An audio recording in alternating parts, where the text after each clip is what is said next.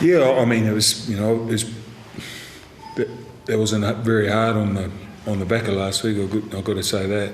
I was very pleased that the boys responded the way they did, tonight. And to be quite honest, that as I've touched on, numerous times during the week, that the 6-8 week, block prior to last week, it was a lot like tonight. So again, looking back on things, whether that period before last week took a physical and mental toll on the group, that might have had a part to play in it, but just really pleased how they responded tonight, on the back of some warranted criticism during the week, and to come out and play against a side that's sitting in the top 4 and play with the commitment they did tonight was really pleasing. Did you have to drive that during the week, or was it very much the players who knew that they had to respond?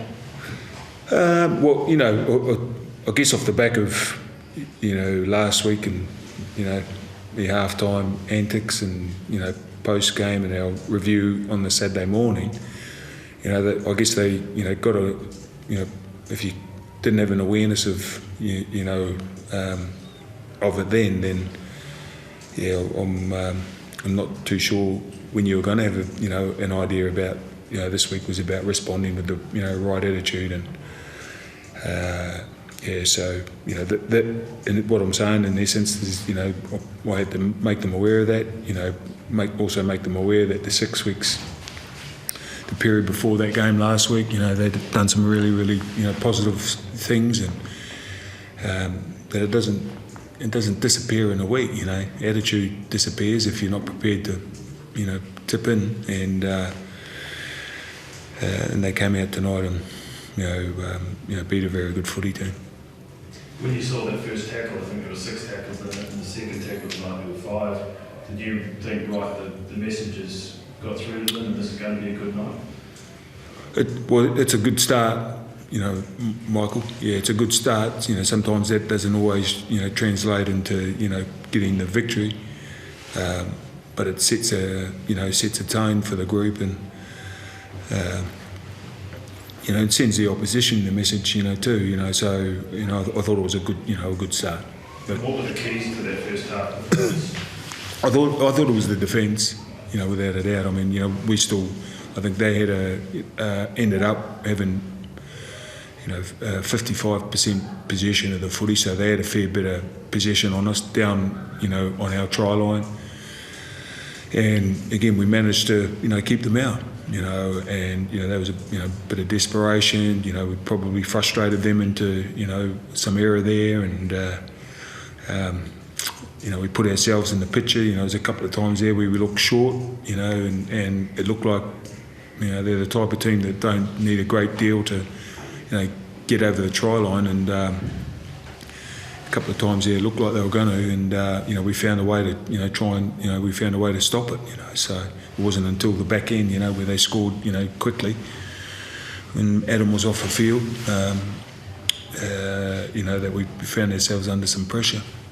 Stephen, also the confidence that you now playing with as well, particularly in the first half, do you think that sets the tone for the side? Well, I think it helps. I think one thing that I've admired about Chanel's performances all year, is that he hasn't sat back and waited for, say, the dominant half, or Greenie to call the shots, or to make plays.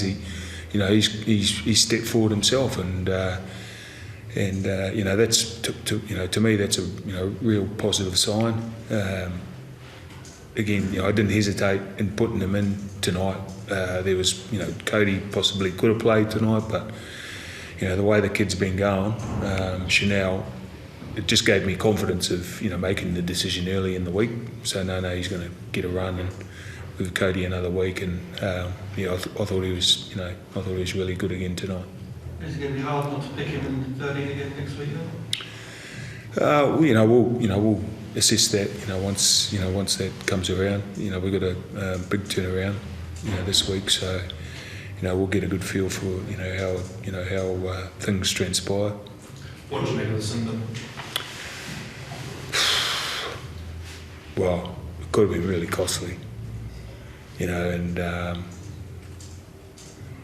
I don't know what, where's Adam supposed to go, what I mean? Like, again, I think he's entitled to turn back and, and go for the ball himself. And so I don't know what he's supposed to do. I thought it was, I guess, off the back of the penalty count, that was always going to be an issue. But I didn't think it was a penalty. I think Adam turns around to chase a kick, and someone runs into the back of him, and he falls over, and then so they look long and hard to try and find it, and they did. Stephen, when that decision was clear, you'd hear it coming through the BRF that they were going to send him to the Cinnamon, or recommend us sending him to the Cinnamon. I think your players reacted and tried to put forward their case, and Ben Cummins clearly say on screen that he agreed with them, but that's the decision the video refs made. We need to look at that. If the on-field referee disagrees with the video referee decision.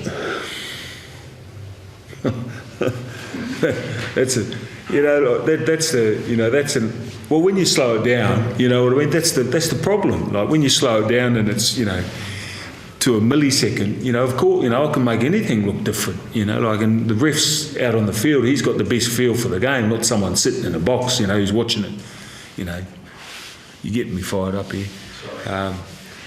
I've had, to be honest, I've had enough of the talking about that stuff, but that's, I think I heard someone last week, make a comment, a coach last week make a comment about, officials, having the feel for the game, and that's, to me, I'm watching. I'm trying to pick.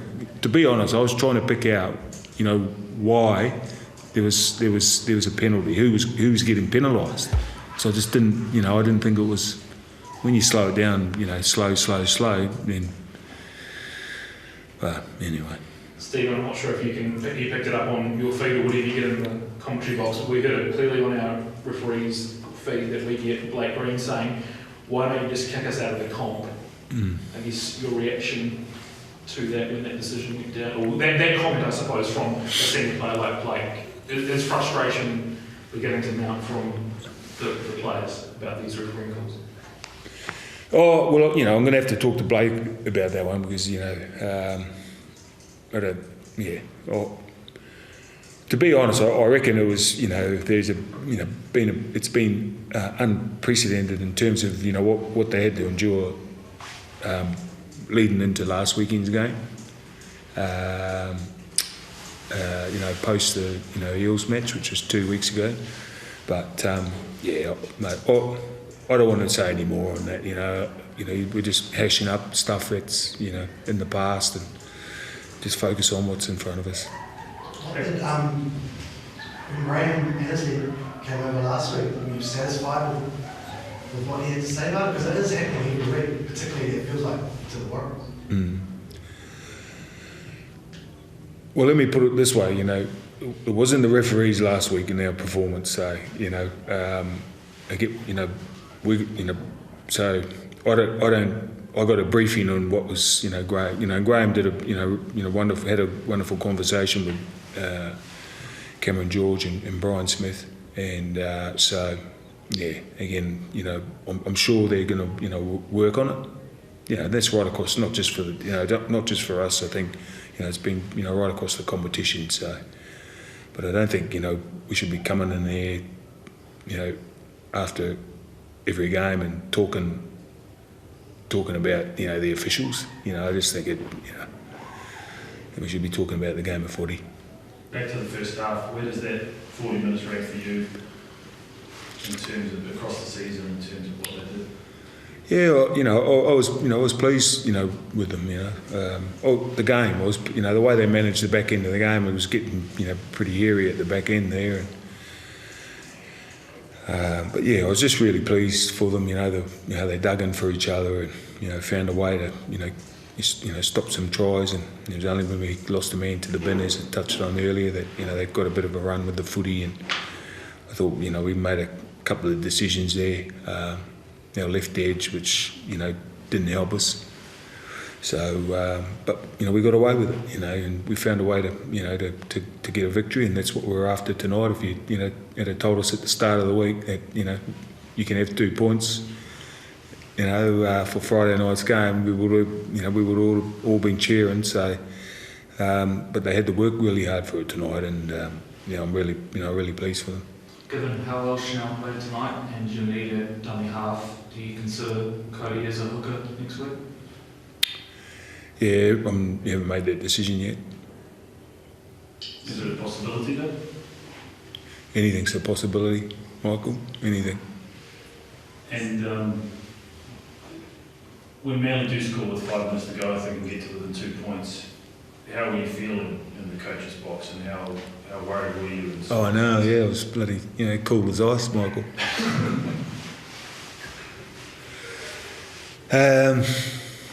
Yeah, I was just a little bit disappointed how we managed that period. Again, I just thought, our left edge, we just could have, we could have done things a little, we could have been a little smarter there. So, that will be something we look at and review tomorrow. Stephen, you didn't manage to find time to get Sam Osoni on the field. Can you talk us through your interchange tonight? Yeah, it was just the way the game panned out. To be honest,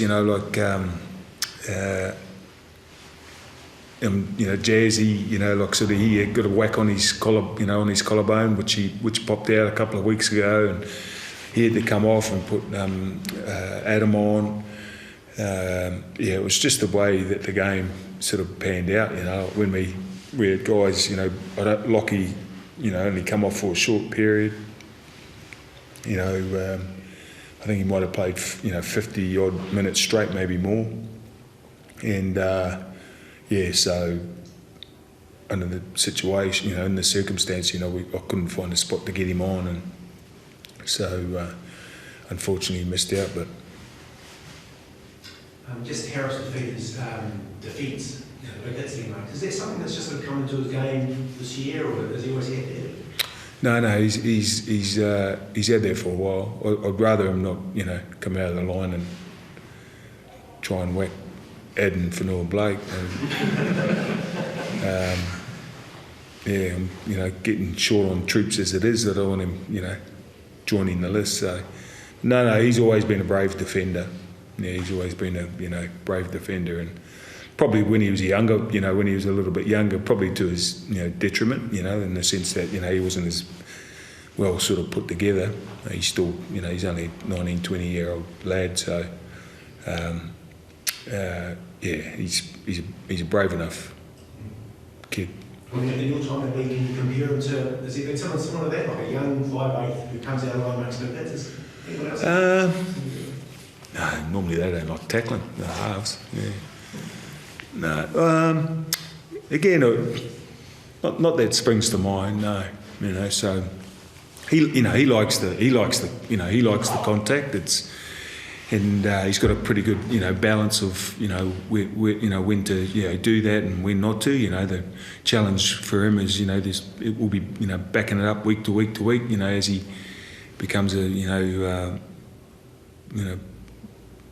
regular NRL player. And how was the injury situation?